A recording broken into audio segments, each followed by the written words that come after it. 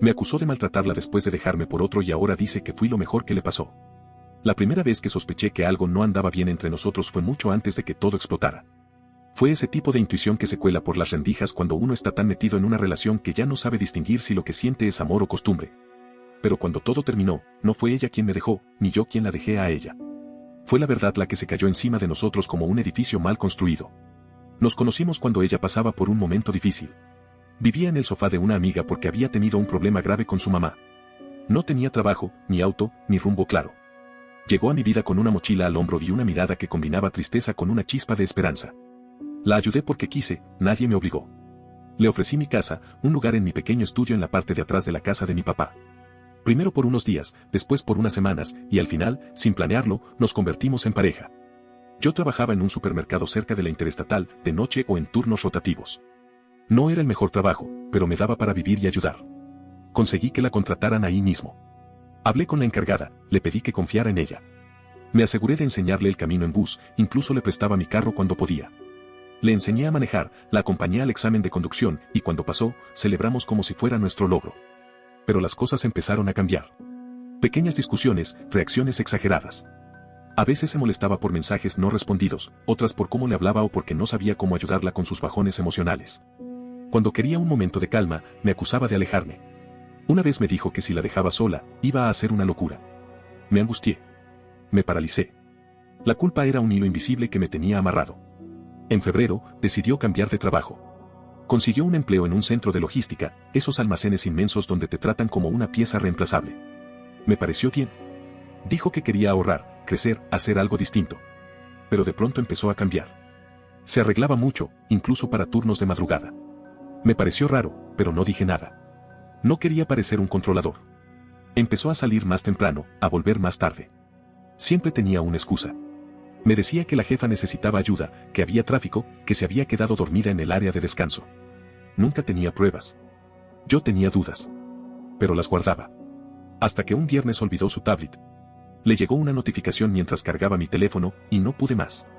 No era mi costumbre, pero la abrí. Ahí estaban los mensajes. Había otro. No eran dudas, eran hechos. Mensajes claros, insinuaciones, confesiones, citas, planes. Me quedé sin aire. La llamé, no respondía. Me dijo que estaba resolviendo un problema en el trabajo, pero sabía que era mentira. Cuando le dije que lo había visto todo, se rió. Así, de frío. Me llamó exagerado, celoso. Me dijo que no tenía derecho a revisar sus cosas. Le pedí que se fuera. Se llevó lo suyo en una bolsa de basura. Se fue directo con él. Me dejó solo, sin una disculpa, sin una explicación. Solo. Esa noche no lloré. Me quedé quieto. Era un tipo de dolor distinto, como si te hubieran vaciado por dentro. No sabía si era tristeza o furia. Solo había silencio. Pero no fue el final. Los días siguientes fueron una mezcla de rabia contenida y vacío. Me repetía que había hecho lo correcto, que no podía permitir una traición así. Pero el dolor no hacía caso a la lógica. Me dolía su ausencia, sí, pero más me dolía lo rápido que me borró de su vida. No hubo ni un mensaje, ni una disculpa, ni una mínima intención de cerrar las cosas con respeto. Era como si los 3 años juntos no hubieran significado nada. Me enteré por un amigo que subía fotos con el otro tipo, sonriendo, posando en su carro, un Mustang rojo que parecía sacado de un anuncio. Lo que más me dolió no fue verla con él, sino la imagen de esa vida nueva y feliz que había construido sobre las ruinas de lo que habíamos sido. Como si no hubiera pasado nada. Como si yo no hubiera estado.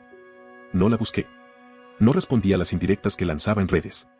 Frases como me siento libre o cuando dejas lo tóxico, floreces. Todo eso era una puñalada envuelta en filtro de Instagram.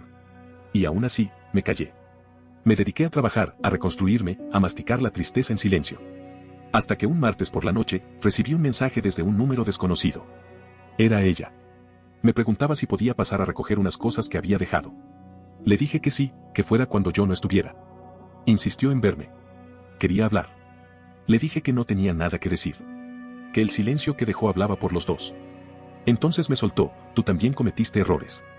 No pongas todo sobre mí. Ahí fue cuando me herví por dentro. ¿Qué errores?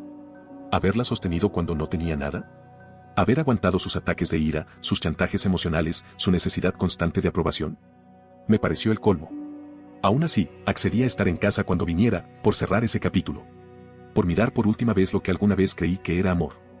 Llegó como si nada. Ni un saludo. Vestida para impresionar. Caminó directo a mi cuarto y empezó a meter cosas en una mochila. Yo la observaba desde la puerta. Le pregunté si eso era todo para ella. Se detuvo, me miró con una frialdad que dolía más que 1000 insultos. Me dijo que no todo, pero suficiente, y siguió. Le pregunté por qué me había hecho eso. Que si ya no me amaba, me lo podía haber dicho. Me contestó que se sentía vacía, que yo no la hacía sentir amada. Otra vez lo mismo. Como si el amor fuera una película de Netflix, como si cocinarle, acompañarla, levantarla cuando se caía, no contara. Como si sostener su mundo no valiera nada si no venía con fuegos artificiales. Y justo cuando pensaba que eso era lo peor, vi por la ventana que él la estaba esperando afuera, en su Mustang, con música a todo volumen. Ella subió, él me miró, levantó una ceja y sonrió. Me sentí ridículo. No solo me habían traicionado, también se burlaban. Cerré la puerta y me senté en el suelo. No lloré. No me moví. Solo respiré hondo y traté de seguir cuerdo. Pero no fue la última vez que lo vi. Una semana después, noté ese carro estacionado a unos metros de mi casa. No todos los días, pero sí con frecuencia. Siempre de noche. Siempre sin hacer nada. Solo ahí, apagado, observando. Me pareció raro, pero al principio lo dejé pasar. Hasta que una noche salí a tirar la basura y lo vi de nuevo. Me acerqué, y cuando me vio, arrancó rápido. Al día siguiente, recibí un mensaje desde una cuenta falsa de Instagram: cuida cómo hablas de ella. Sabemos dónde vives. No tenía nombre, ni foto, ni firma. Solo esa amenaza flotando en el aire. No respondí. Tomé una captura, bloqueé la cuenta. Pero desde ese momento, no pude dormir igual. Me volví paranoico. Revisaba las cámaras que mi papá había instalado en la entrada años atrás. Miraba cada auto que pasaba 2 veces. Empecé a guardar capturas, matrículas, todo lo que pudiera servir como prueba si algo pasaba.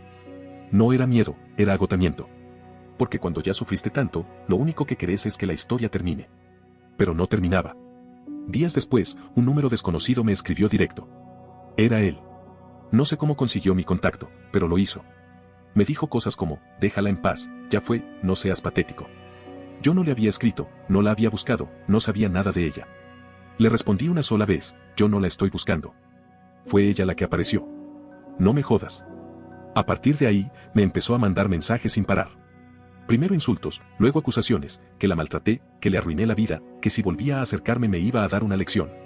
Me reí de la ironía. Yo, el que había aguantado gritos, empujones, amenazas de suicidio, ahora era el villano en su cuento. La bloqueé. Pero eso no detuvo el eco. La gente empezó a alejarse. Amigos en común, conocidos. Algunos dejaron de hablarme, otros ni siquiera me dieron la oportunidad de explicar. Me enteré por terceros que ella contaba que la había aislado, que no la dejaba vivir, que yo era una sombra que apagaba su brillo. Nunca le prohibí nada. Jamás. Al contrario, la empujé a que creciera, a que se animara a más.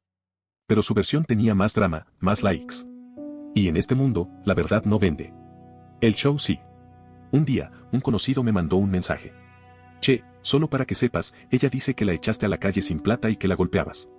Me quedé helado. Le mandé pruebas. Mensajes de ella pidiéndome volver, audio suplicando dormir en el sofá, fotos de las cosas que me rompió en sus ataques. El tipo me creyó. Se disculpó. Pero el daño ya estaba hecho. Y justo cuando pensé que lo peor había pasado, ella volvió a escribir. Esta vez no escribió para buscar sus cosas, ni para cerrar nada. Lo hizo desde otro número, como si nada hubiera pasado. Me mandó un mensaje largo, lleno de disculpas y frases que parecían sacadas de un libro barato de autoayuda. Decía que me extrañaba, que se había equivocado, que nada era igual sin mí. Lo leí 20 veces, sin saber qué pensar. Me ardía por dentro, porque una parte de mí quería ignorarla, pero otra no podía evitar preguntarse qué tan real era todo eso. No contesté. A las pocas horas, otro mensaje: sé que te fallé, pero de verdad quiero arreglarlo. Ya no estoy con él. Me hizo daño también. Me di cuenta tarde. No supe si reírme o gritar. Me parecía absurdo que después de todo, pensara que podía volver con una disculpa. Me mantuve firme. No respondí. Pero el insomnio volvió. Y con él, las dudas. ¿Qué buscaba realmente? ¿Una segunda oportunidad? ¿Redención? ¿Compasión? Días después, me escribió desde una cuenta vacía de Instagram. Sin foto, sin seguidores, sin publicaciones. Solo un mensaje: sé que no querés saber nada de mí, pero por favor, solo escúchame una última vez. Estoy mal. Estoy sola. No tengo a nadie más. Y ahí volvía esa parte de mí que se sentía responsable por ella, como si fuera mi deber salvarla. Como si todavía me correspondiera cargar con sus crisis. Como si su dolor siguiera siendo mi culpa. Pero esta vez no respondí. Cerré la app. Intenté seguir. Al día siguiente, otro mensaje: no me vas a perdonar nunca, ¿verdad? Ni siquiera me dejas explicarte. Estoy cayendo a pedazos. No todos tienen tu fuerza. Ahí exploté. Le respondí: ¿qué querés de mí? ¿De verdad qué esperás? Ya hiciste todo lo posible para destruirme, ¿ahora también querés que te consuele? Pasó un rato. Me dijo que solo necesitaba hablar, que no quería volver conmigo, que no esperaba mi perdón, solo que me escuchara. Y contra todo lo que juré, acepté. Le dije que una vez. Que no hablara de volver. Que no viniera a buscar lástima. Nos vimos en una cafetería. Neutral. Abierta. Le dije que una hora y nada más. Cuando llegó, era otra persona. Por fuera, igual que siempre. Por dentro, distinta. Se notaba en la mirada, en los hombros caídos, en el tono bajo de voz. Pidió un café. Me miró como si no supiera por dónde empezar. Dijo muchas cosas. Que se sintió vacía. Que con el todo fue superficial. Que no tenían nada en común. Que él la controlaba. Que le gritaba. Que una vez la dejó varada en una gasolinera por discutir. Que le decía loca frente a sus amigos. Que se arrepentía de haberme dejado. Yo la escuchaba en silencio. No porque me conmoviera, sino porque todo lo que contaba, yo ya lo sabía. No de oídas, sino en carne propia. Yo también la viví así, yo también estuve del otro lado, yo también tuve que aguantar lo que ahora decía que no toleraba. Le pregunté por qué había mentido sobre mí. ¿Por qué le dijo a la gente que yo era el abusador? ¿Por qué me pintó como el villano? Bajó la cabeza. Me dijo que no tenía excusas. Que estaba dolida. Que quiso justificar su decisión. Que si me hacía ver como el malo, dolía menos dejarme. Me pidió perdón. Sincero, quizás. Pero yo ya no necesitaba perdón. Solo necesitaba distancia. Le dije que no le deseaba mal, pero que no la quería cerca. Que ya no tenía espacio en mi vida. Pensé que con eso se acababa todo. Que finalmente se cerraba el ciclo. Pero no. Esa misma semana, él volvió a escribirme. El mismo tipo. Esta vez más agresivo. Me acusó de meterme de nuevo en su relación. Me dijo que si volvía a acercarme a ella, me iba a enseñar a respetar. Le respondí con una sola frase: yo no me metí en nada. Fue ella quien buscó hablar. No me interesa tu drama. Pero eso solo lo enfureció más. Me mandó mensajes llenos de amenazas. Me decía que me iba a cruzar en la calle. Que me iba a romper la cara. Que me cuidara. Entonces hice lo que tenía que hacer. Tomé todas las capturas. Y fui a la comisaría. Expliqué todo. Mostré las pruebas.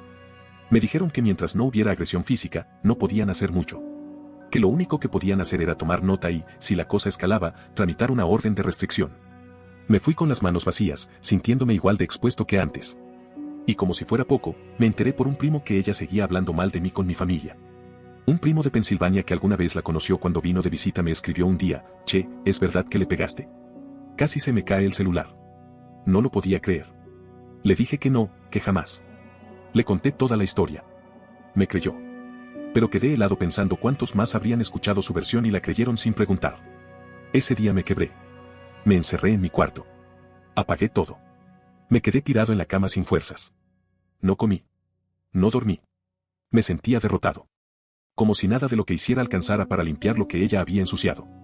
Pensé en hacer un video. En mostrar pruebas. En decir mi verdad. Pero no quise convertir mi vida en un show. Solo quería que me dejaran en paz. Hasta que un día me escribió su hermana menor. No era alguien con quien tuviera mucha relación, pero siempre me pareció una chica tranquila.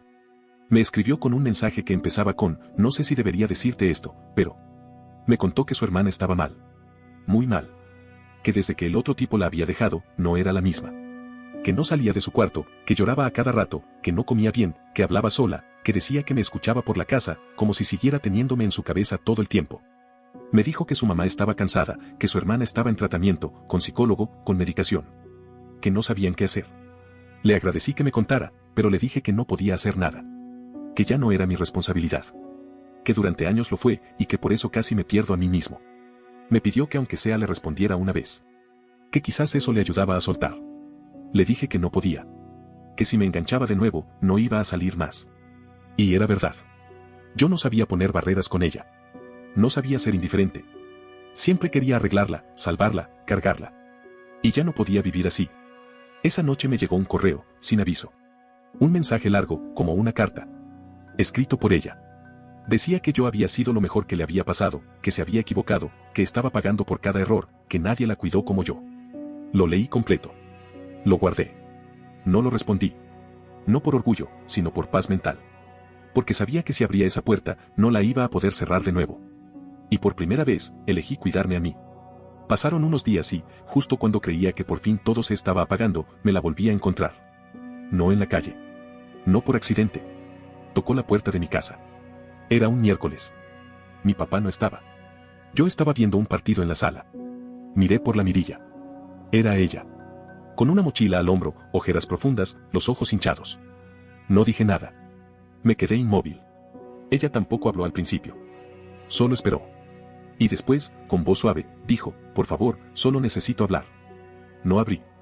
Me fui al fondo de la casa. Cerré la puerta. No escuché si se fue. No miré si insistió. Solo supe que no podía volver a caer. Minutos después, otro correo. El asunto decía, sigo siendo yo. No lo abrí. No tenía fuerzas. Pero los días siguientes no se detuvo. Me escribió desde nuevas cuentas. Esta vez no pedía hablar. Me acusaba. Decía que la había abandonado. Que estaba enferma. Que si algo le pasaba, que me quedara tranquilo, que la culpa iba a ser mía. Ese tipo de mensajes me destrozaba. Porque no sabes si es real o si es otra forma de manipularte. Pero yo me preocupé. Claro que sí. Porque aunque me hizo mierda, era una persona. Y no podía hacerme el ciego si realmente estaba mal. Le escribí a su hermana.